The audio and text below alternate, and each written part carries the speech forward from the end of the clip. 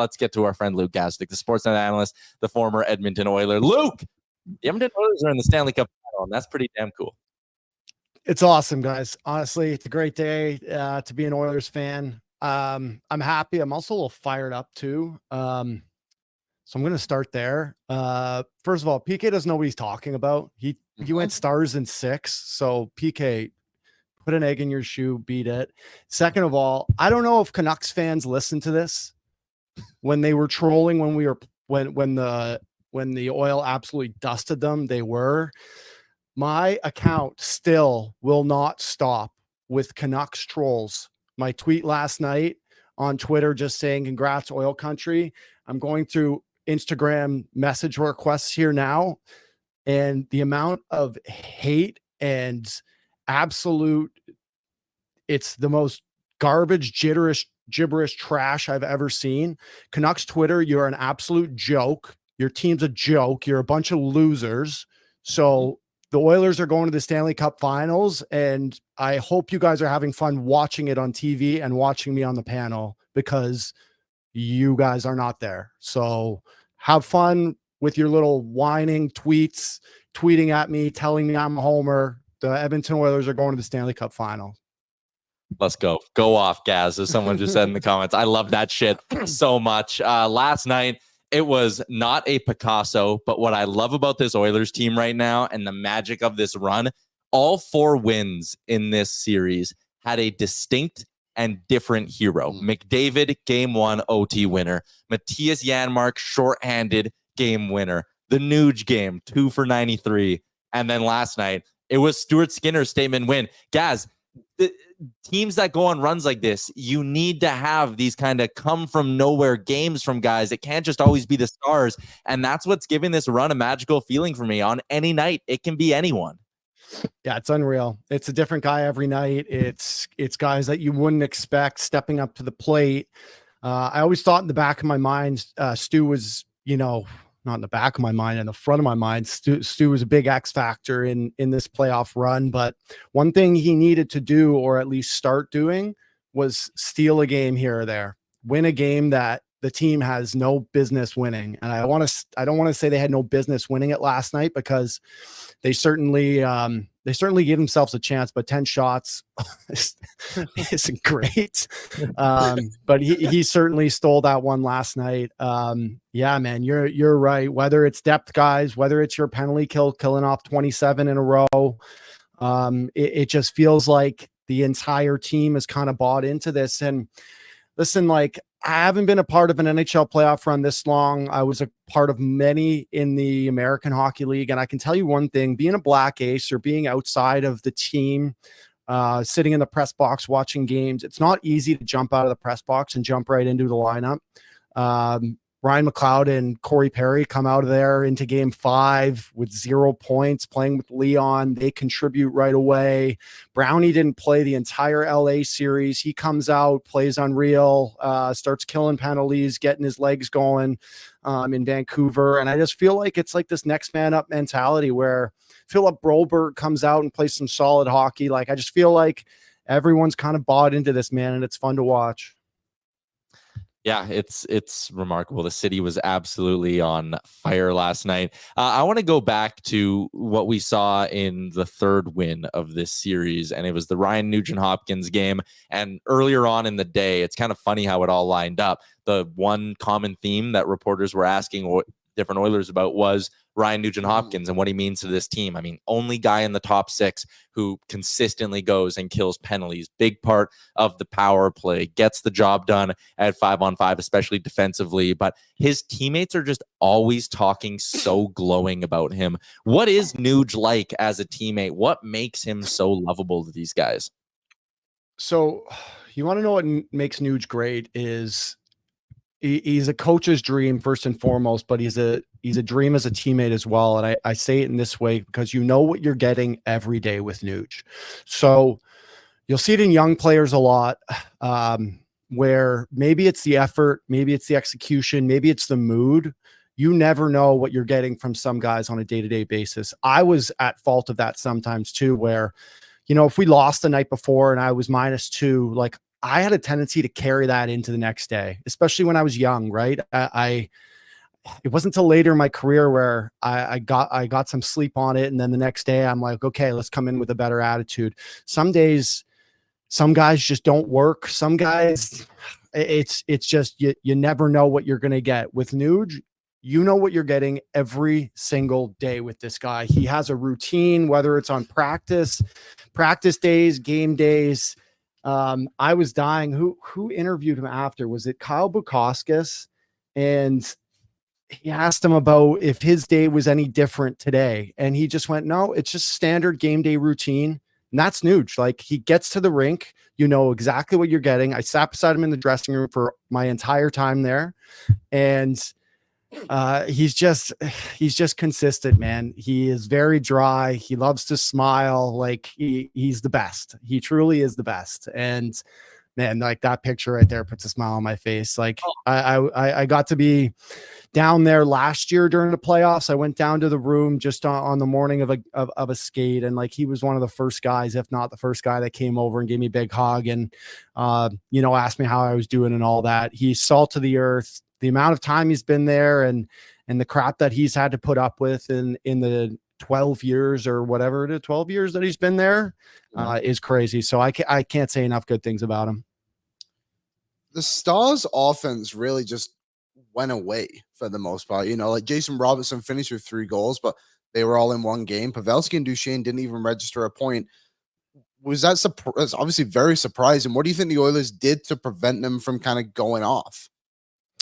Yeah, it was surprising for sure. Duchesne was one even last night where I didn't see him till the third period. I think Nursey finished a check on him in the first period, and I saw him there, and he just wasn't good enough. And I think, man, on the Oilers side, they have really bought into this defensive mindset where they give you nothing for free. Everything is hard. Like, they're checking hard.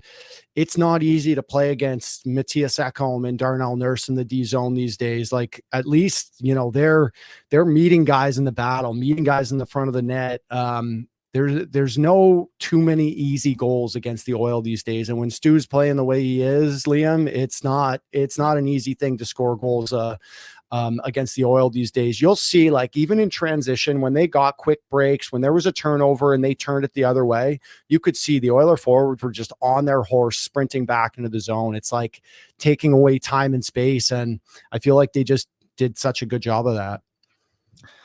It was quite the turn. Like, again, from where we were down 2-1 in this series, I was thinking how daunting having to win 3 of 4 was against the Stars, but it also does kind of go to show, looking back now on winning 3 straight, never mind just 3 of 4, how in the playoffs it's game by game. You can't take, I'm sure the guys in the room would tell you this too. You can't take any sort of a big picture approach. And when you take it game by game, this is exactly what happens. I was really impressed too, Gaz, from maybe like a tactical perspective. Early on in this series, we did see Dallas get some breakaways, get some odd mans. They were doing the, to use a simple term, fly in the zone, right? Did they get an odd man rush in either of the last 2 games?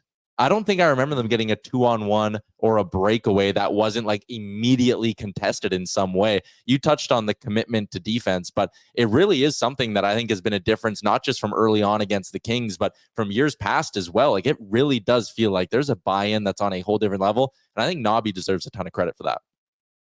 100%. I also don't know the odd man rushes from last night, but kind of what I alluded to before there, it was limiting scoring chances against. I have the file open. Creating scoring chances, even strength odd man rushes. Last night, Dallas had 3, Edmonton had 2. So that's what it was credited for. But what I alluded to before is, even if they turn the puck over, like, guys are jumping on their horse and sprinting back through the middle of the ice. It's fun to watch, man. When you have a team where the buy-in starts from coaching to your captain and all the way down, it's easy to jump on board when you see your captain, Connor McDavid, get on his horse and back check 200 feet. That's an easy guy to be inspired by. You're right, man. I think Nobbs has done such a good job of making everyone on the team feel like they have a role. And I think the penalty kill is a huge part of that, getting pairs involved and getting 4th line guys involved in different ways. I hate to put myself in this because I understand this is a playoff run. I never played NHL playoffs, but for almost the entirety of my career, I played fourth line in the NHL, fourth line with no penalty kill and no power play. And that is a tough job to do. I understand it was the best time of my life. You're playing in the NHL. It's not that tough. I had to go out there and fight, but in terms of staying engaged, and he's done such a good job of finding a role for every single guy on the team. And you're right, man. Guys are just doing whatever it takes. You see guys blocking shots that don't normally block shots, and everyone's just kind of got this idea in their head and the goal in mind, and they're doing whatever it takes to accomplish it. All right, let's get to a Great Clips question, because there's one that came in the inbox that's kind of sparked an idea in my brain. For our friends at Great Clips, more than 4,400 hair salons in the United States and Canada, the world's largest hair salon brand, official hair salon of the NHL. They're locally owned and operated, open 7 days a week, and your time is valuable, which is why they have the Great Clips check-in app. Check them out online, greatclips.com. Great Clips, it's going to be great. Okay, guys, this one came in from whatever this username is. They said, get Vinny in early, set the physical tone, and turtle Kachuk a few times. I'll spin this into the question being, is there anyone who is healthy scratch for Game 6 that you want to see in the lineup for Game 1 down in Florida? Yes. I will say that I just figured out how to turn on the comments so that I can see them too. This is wild. Right. This is what you guys see the whole time. This is wild. Yeah, some guy, Dacky, right now. Dacky said fourth line in the NHL, top line in our hearts. Gazdic, you rock. Love that. Two guys I'd have in, Sammy Carrick back for Derek Ryan. I think those two guys can come in and out depending on who's playing well, but Sammy brings a little more juice to the fight on the fourth line, and I like that. I think Vinny is a non-negotiable to have in the lineup. So those are my two guys. I don't know who you take out for Vinny.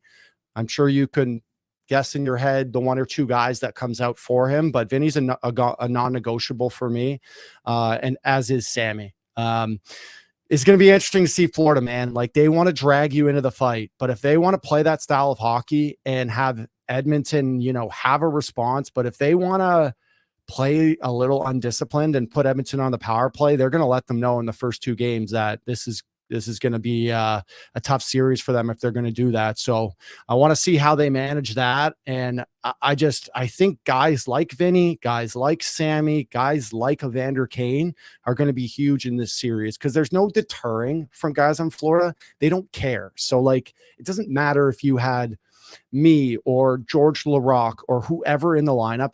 They don't care. Like, they play the same way regardless, but it's nice to have someone in there that can join in the fight, literally and figuratively, and bring some physicality to match that. So you're right. I'd still have pairs in there, but some guys are going to have to match the physicality here and see if they can get them off their game a little bit.